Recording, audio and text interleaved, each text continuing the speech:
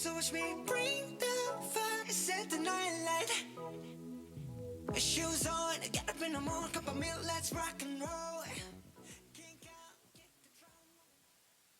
Let's take a fast track back to summer 2016.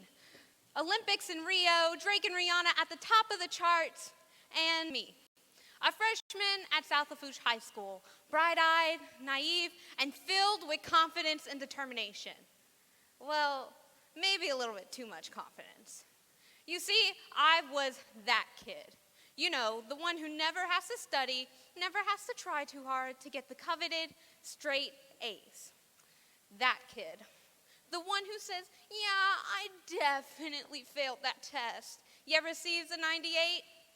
Yep, that kid. So when my first test in physical science came, I wasn't worried in the slightest.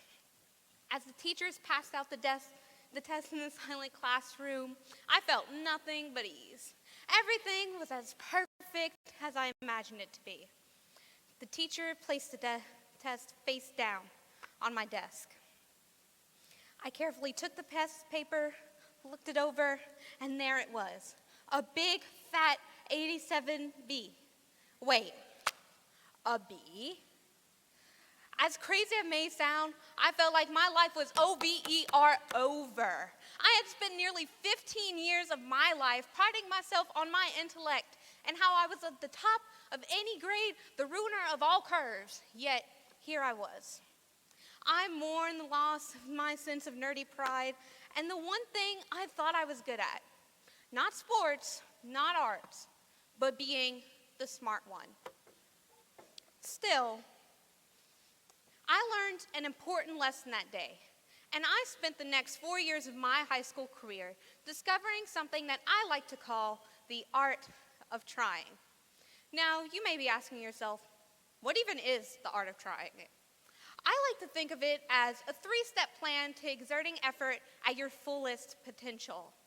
Trying, by dictionary definition, is the act of exerting effort into something. Trying is something we do in every action and decision that we make. So I want to share with all of you how to master the art of trying so we all together can live lives to the fullest. To start, let's fast forward to my junior year of high school.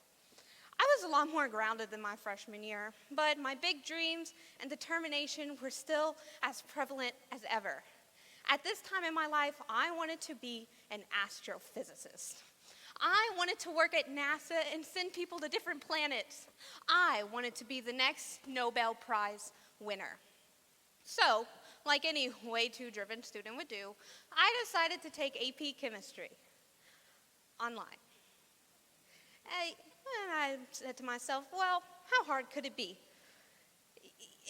It was rough. It was rough. It was as if my chemistry class was a breach in the matrix or some joke I just didn't get the punchline to. Although I got an A in the class, I knew that I absolutely hated chemistry. And the thought of taking even more chemistry classes in college did not fit in with my fantasy. Goodbye, NASA. Hello, uncertainty, failure, and a now ripped up plan. Although it seemed like the end of the world at the time, I couldn't help but be grateful for taking that AP chemistry class. Where would I be if I had it? Majoring in a subject that didn't interest me? Going to a college and career that didn't satisfy me? If I had never taken that awful AP chemistry class, I wouldn't be at Nicholls State University. I wouldn't be thriving in my classes, and I wouldn't have even made all of the amazing friends that I have. Oftentimes, we look at failure as just that, but it offers us so much more. Think of a time when you failed. What did you learn? What new experiences did you gain? Maybe it was a new friend, a new mindset, or a new inspiration. Or maybe, just maybe, you made so many fun memories that the loss seems meaningless. Remember that failure is not the end-all be-all, but rather an opportunity for new successes because it is the first step in the art of trying. The second lesson I learned, and one that I'm still struggling to learn about, is a bit harder for me to talk about. You see, I have obsessive compulsive disorder. OCD is classified as an anxiety disorder where the sufferer experiences intrusive thoughts, which are the obsessions, that cause anxiety that the only way to get rid of them are through different actions and rituals, which are the compulsions. For me, this looks like arriving extra early to events, always staying exactly 2 weeks ahead on my homework, and even now, pacing and fidgeting on the stage. As I speak, I'm constantly obsessed with delivering the most perfect and best retiring address that I can ever deliver.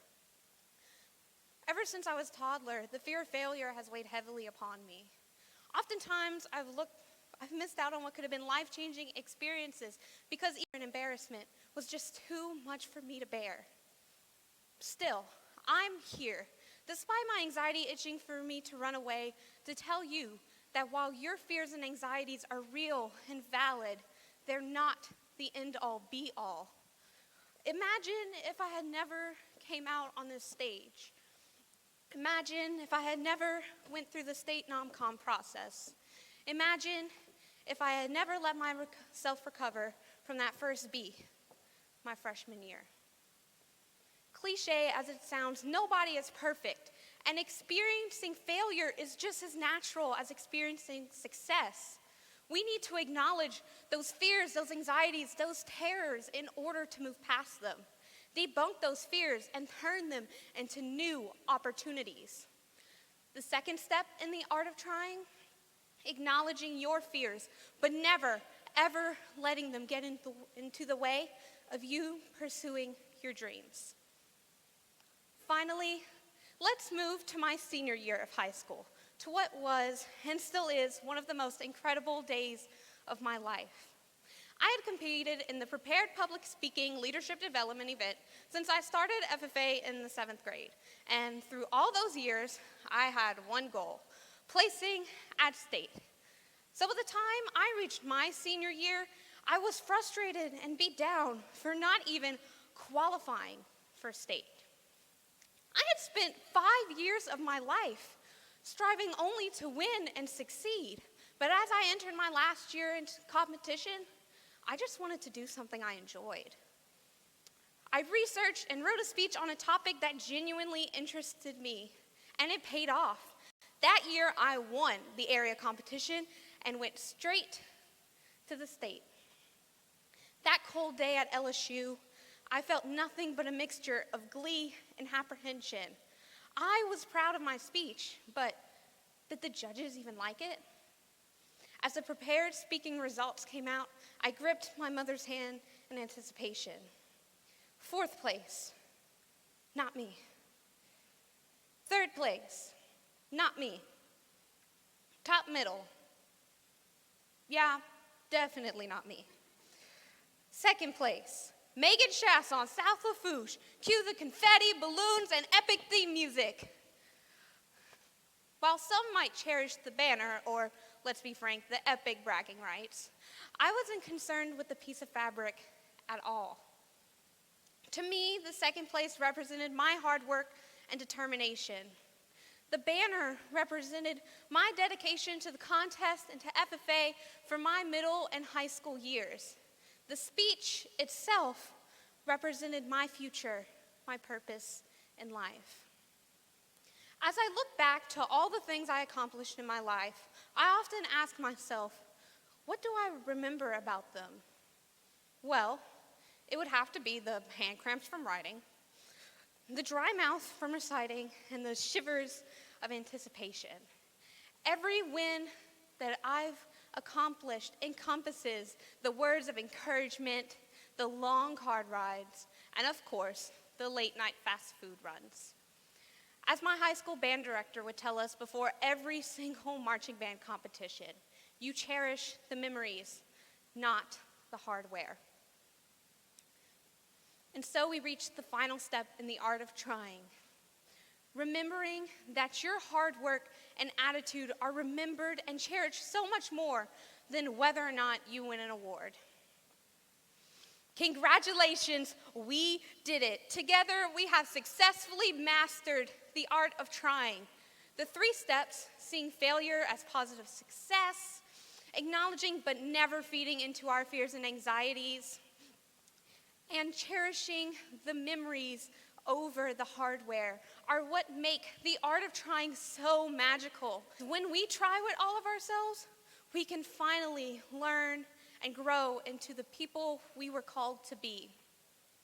Louisiana FFA, as you leave this convention hall and continue on your journey through life, always keep the lessons that you learn in your mind. I want each and every one of you to live your life to the fullest. Run for office, compete in that competition, pursue your dreams with no regrets, and continue to master the art of trying.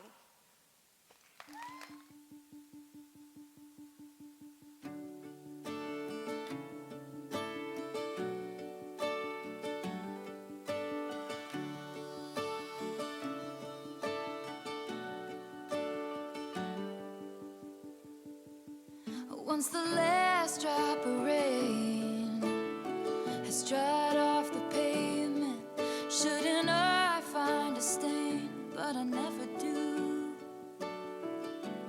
The way the tires turn stones on old county roads, they leave a muddy underneath, reminds me of you. You find graffiti on the walls of old bathroom stalls. You know you can scratch it right off. It's how it used to be.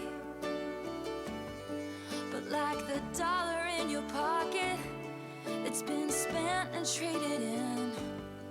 You can't change where it's been. Reminds me of me. I lived and I learned.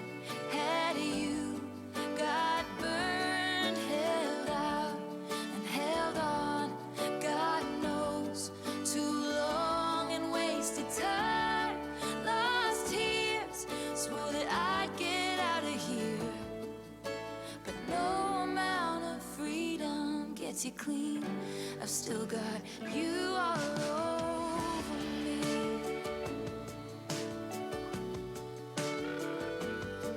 The best and worst day of June was the one that I met you, with your hands in your pockets and you don't you wish you had me grin. Well, I did, so I smiled and I melted like a child. Now every breath of air I breathe reminds me of then.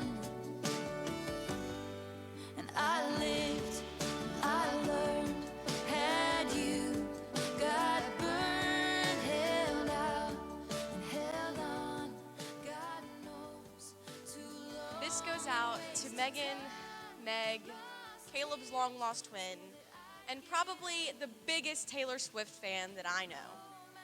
You never fail to keep our team in check when we get a little chaotic and make sure that me, Cindy, and Elizabeth understand the punchline of all the jokes. We appreciate all of the laughs, memories, explanations, and tears. Our team wouldn't trade it for the world. Love from a distance, Caleb, Haley, Bryson, Faith, Elizabeth, Emerson, and Sydney, and me, Sadie. Louisiana FFA, it is my honor to present to you, for the final time, your state reporter, Megan Chiasson. Part of myself dying, 'cause no amount of freedom gets you clean. I've still got you.